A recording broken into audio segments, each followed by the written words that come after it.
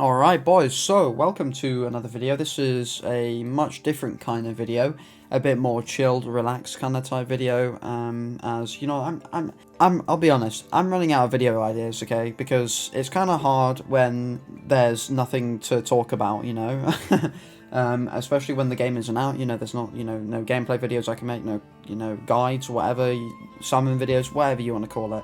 But yeah, so I thought, you know what, today, why not? Let's make a video that, you can just put on in the background or whatever. You can just chill, vibe, whilst you're playing a game, whilst you're doing some work, homework, whatever, you can just listen to this video and just, chill, listen, and then maybe I'll be able to, maybe I'll be able to convince you all to play the game.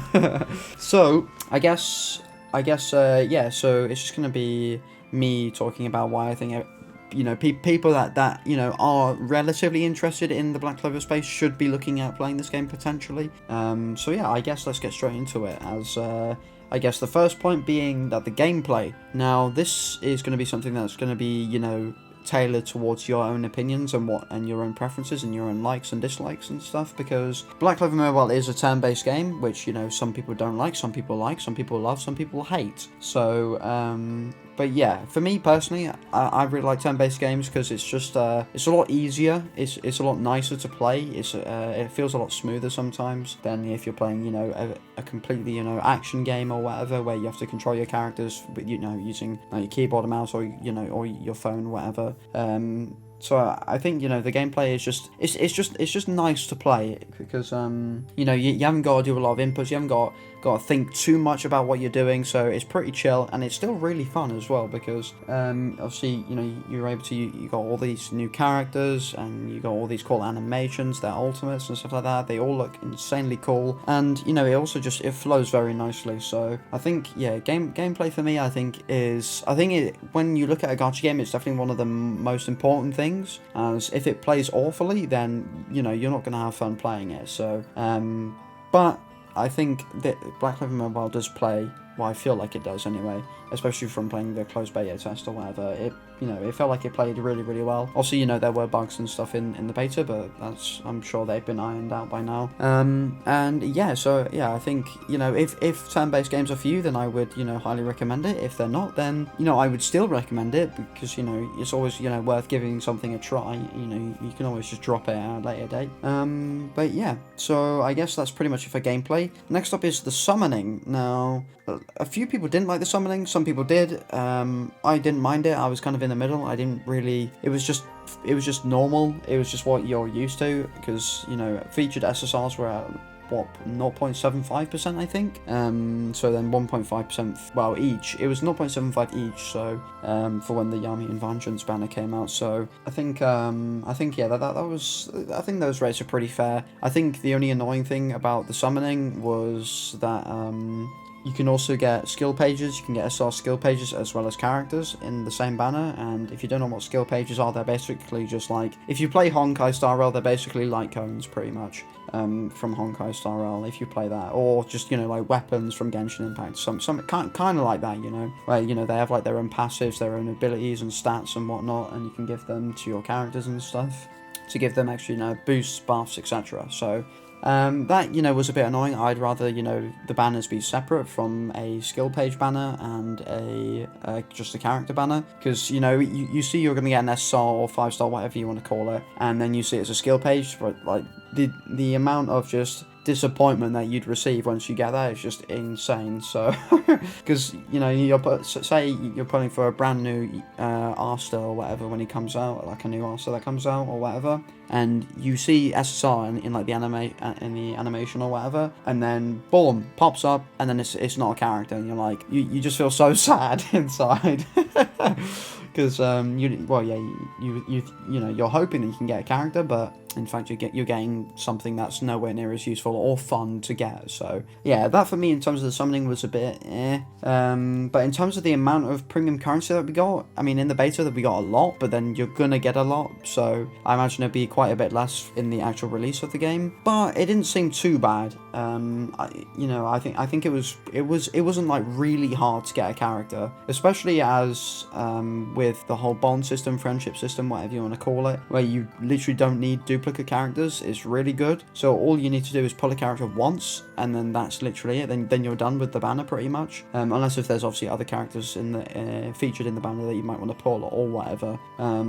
Also, the seasonal characters in the in like the featured limited banners, whatever you want to call it, being at a 0.06% was crazy. It was crazily low. I don't know how I actually managed to pull one in the beta. That was actually crazy. I have no idea how I did that. That was, well, I don't know how I got that lucky, basically. That was actually insane. That was really, really lucky. I was very fortunate to get that. But yeah, I think seasonal characters, I wish there was a way to obtain, more of them very easily, because in the beta you were able to do these challenges where you could pick one and then you could do their challenges, and then you would get that character, that seasonal character, after you did those challenges. But after you did them, you couldn't do any more, so you couldn't farm for all three of them, basically, which was pretty disappointing, kind of, because you could only get one of your choice, so you'd have to really think about which one you wanted, which is kind of fun, though, to be fair. It really makes you think, makes you almost strategize and plan out what you want to do, which I find kind of interesting. Some people might not, but which is fair enough. But yeah, I think for me, yeah, seasonal characters, I would like them to be more available, more readily available, more frequently. That would be nice. Just because, like, you're never gonna, not never, but you're very unlikely to pull them on just a regular banner or whatever, because them being at a 0.06% rate of you getting them, so you have a 0.18% chance of getting one in every like multi you do, which is really like, bro. Oh my god. So because the seasonal characters, they look so cool, they look amazing, like, they got all very, very good animations, that, their costumes alone look insanely cool and stuff like that, and they're also pretty good. So yeah, I wish the seasonal characters could act kind of like how the coin shop characters act in Grand Cross, which would be nice. Well, hopefully they actually update the seasonal characters, though, unlike Grand Cross's coin shop. But anyway, that's besides the point. So yeah, I think for me, something overall, I think it's just fine. It's nothing too. It's not too great. It's not too bad. I think it's just completely fine.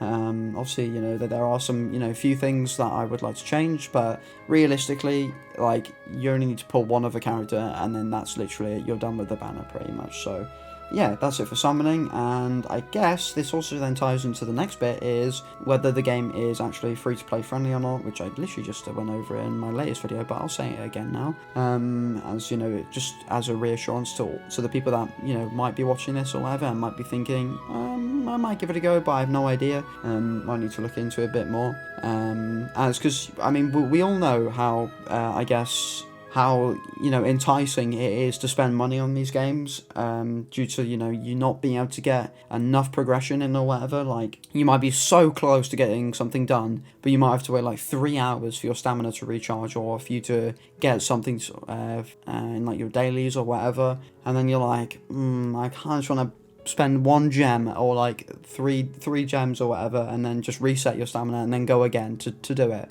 But then, yeah, obviously, in like gacha games, that all stacks up and up and up, and then you end up feeling lost almost, because you've run out of your premium currency and you don't know what to do, because a new character's coming out soon and you want to get them, but you have no currency. So but yeah, to answer the question, is it free-to-play friendly? I would say so. It looks really free-to-play friendly, to be honest.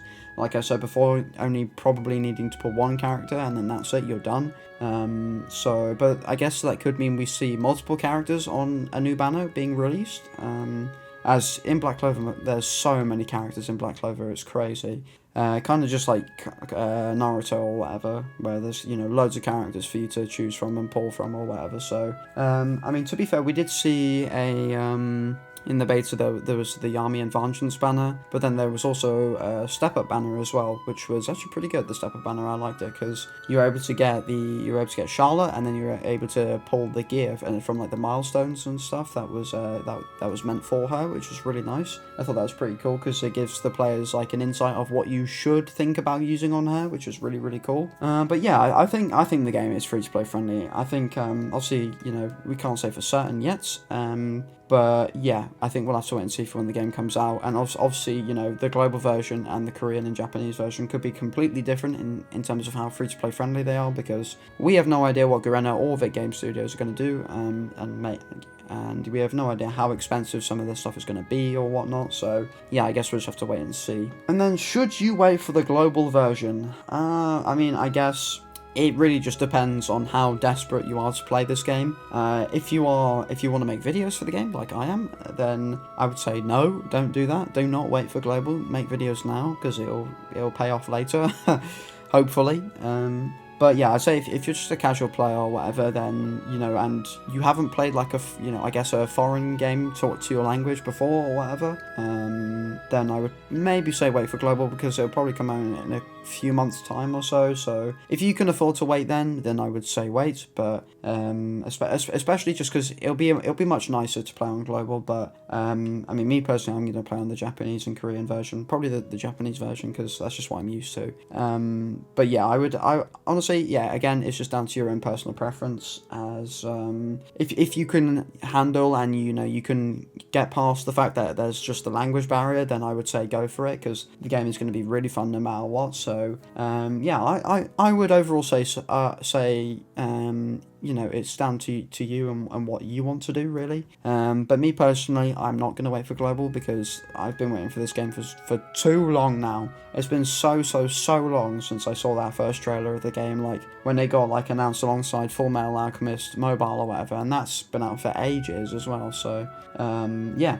But yeah, I would say overall probably not, because this game is great and you should just play it, and I feel like the language barrier shouldn't be enough to deter you from playing it. But that's just my opinions anyway. So, but yeah, that is going to be it. This is why you should play Black Clover Mobile. The game is great. It's fantastic. And yeah, that is pretty much it. So, thank you so much for watching. I'll see you in the next video. Peace.